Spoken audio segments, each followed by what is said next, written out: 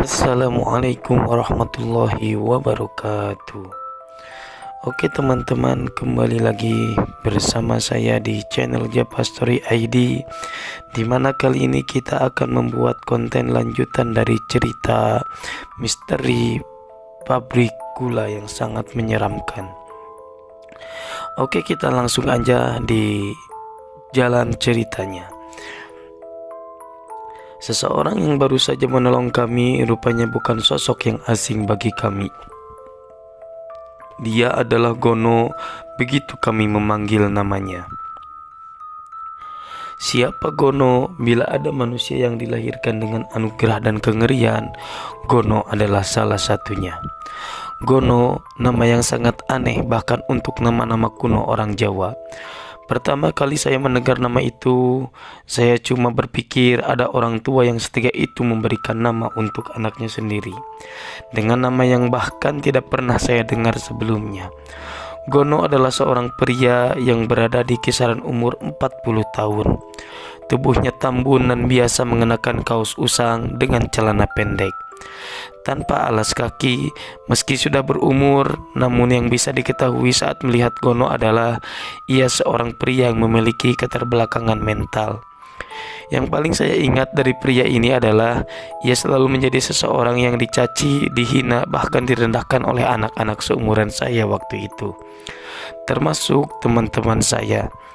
Namun yang tidak disadari oleh orang lain adalah ketika ia mengatakan sumpah sarapahnya, apa yang ia katakan selalu menjadi kenyataan. Termasuk ketika ia mengatakan bahwa salah satu teman saya sore ini akan mengalami patah kaki hebat. Nyatanya ucapan Gono selalu tepat. Meski saya yakin ia mengatakan itu dalam keadaan sadar, namun ucapannya diikuti oleh kutukan. Saat kami bermain bola, ia akan melihat kami dari sisi lapangan, menatap kami seolah-olah ingin ikut bermain, namun tidak ada satupun teman kami yang akan mengizinkannya. Gono terlihat seperti penyakit di mata teman-teman saya. Ia seperti sesuatu yang gak bisa saya jelasin. Ada satu permainan yang paling disukai oleh teman-teman saya untuk mengganggu Gono, yaitu permainan ambil istri Gono. Ya, permainan ini seperti mimpi buruk bagi Gono yang kadang buat saya gak mengerti sama sekali. Gono tidak menikah dengan perempuan manapun. Lantas kenapa ia mengamuk? Ia akan marah dan mengamuk bila teman saya mulai mengatakan, "Gon, istrimu sekarang jadi milikku, rasakan."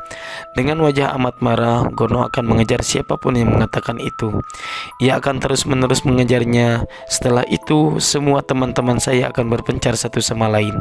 Mereka bergantian mengatakan bahwa sekarang istri Gono menjadi milik mereka, dan Gono akan mengejar mereka yang mengatakan itu.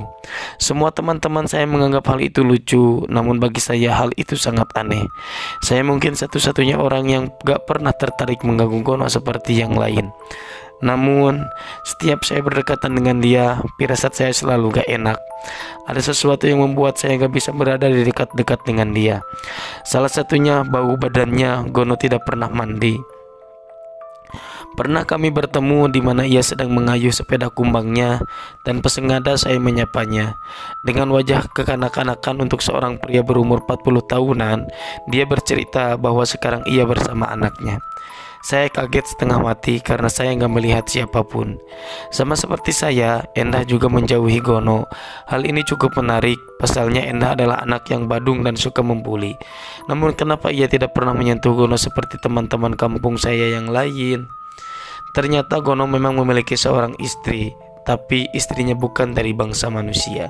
Bagaimana saya bisa tahu? Entah permainan keberapa, ketika saya dan teman-teman saya bosan bermain bola, mereka akan mulai mengganggu Gono. Saya cuma mengamati dari pinggir, melihat mereka dikejar-kejar Gono sampai saya melihat ada yang berbeda. Gono hanya diam, tidak mengejar lagi. Setelah melihat Gono diam lama, Gono kemudian menunjuk teman saya yang berpura-pura sudah mengambil istrinya. Seingat saya, Gono mengatakan sesuatu seperti "ambil saja." Kalimat Gono seolah membentuk konteks "ambil saja istriku." Di sini semuanya dimulai.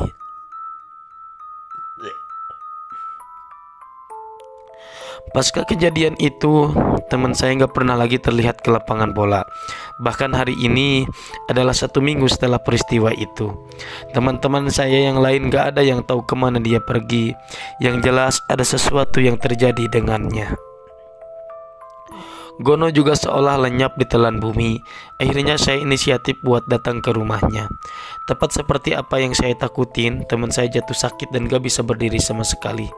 Setidaknya itu yang ibunya ceritakan dengan wajah sedih. Waktu saya masuk ke dalam kamarnya, saya langsung bisa tahu bahwa sesuatu menakutinya. Diceritakanlah apa yang sebenarnya terjadi. Sore setelah pulang dari lapangan, teman saya merasa bahwa badannya sangat berat sekali.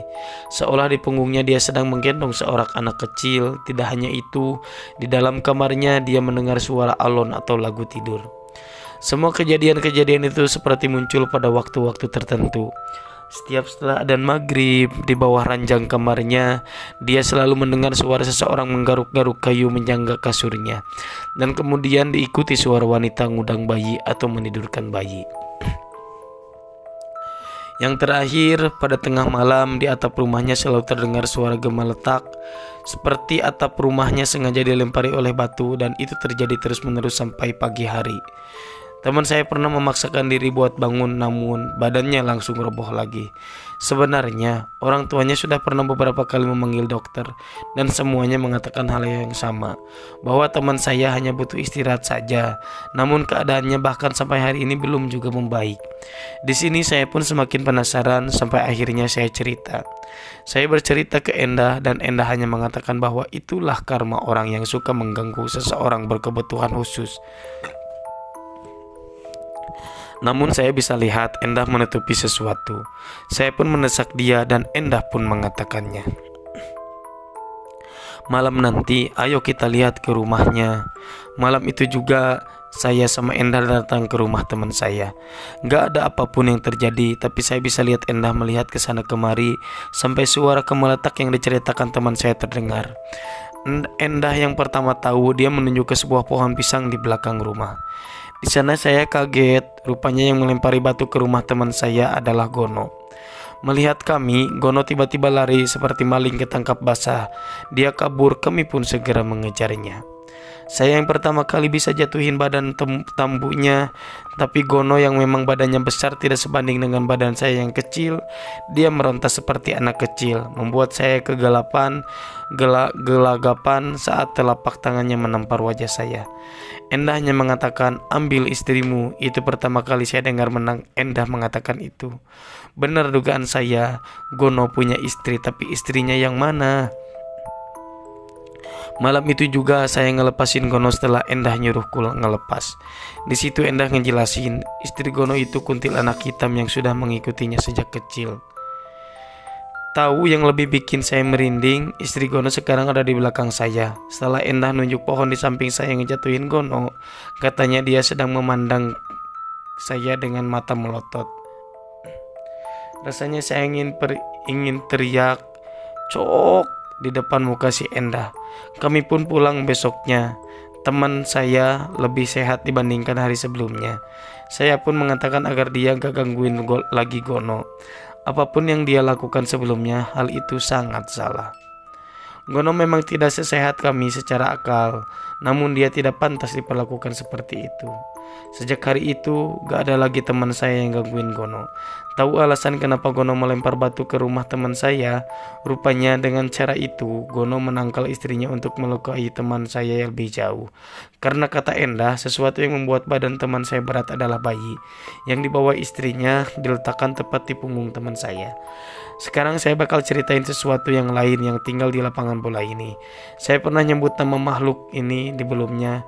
Ya, namanya adalah Dalboh, salah satu panglima yang tinggal di tepi barat. Oke guys, kita stop lagi ceritanya sampai di sini dan kita akan lanjut dengan cerita yang sangat menarik, masih lanjutan dari cerita para penghuni pabrik gula.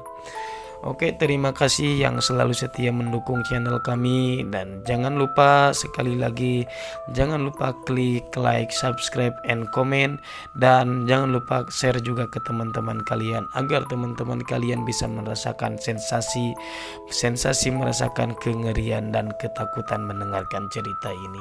Terima kasih telah menonton. Assalamualaikum warahmatullahi wabarakatuh.